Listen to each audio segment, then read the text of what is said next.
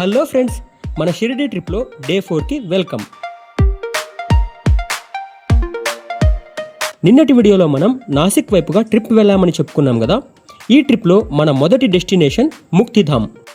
1971లో నిర్మించిన ఈ ఆలయం చూడ్డానికి ఒక అద్భుతం. తాజ్మహల్ కట్టడానికి ఉపయోగించిన మక్రానా పాలరాయితోనే ఈ గుడిని కూడా నిర్మించారు. ఈ ఆలయ విశిష్టత ఏమిటంటే భగవద్గీతలోని 18 అధ్యాయాలను ఇక్కడి గోడలపై ఎంతో అందంగా చెక్కారు. అంతేకాదు, దేశవ్యాప్తంగా ఉన్న 12 జ్యోతిర్లింగాల నమూనాలను ఇక్కడ ఒకే చోట మనం దర్శించుకోవచ్చు. అసలైన జ్యోతిర్లింగాలను దర్శించుకున్నంత పుణ్యం ఇక్కడ లభిస్తుందని భక్తుల నమ్మకం.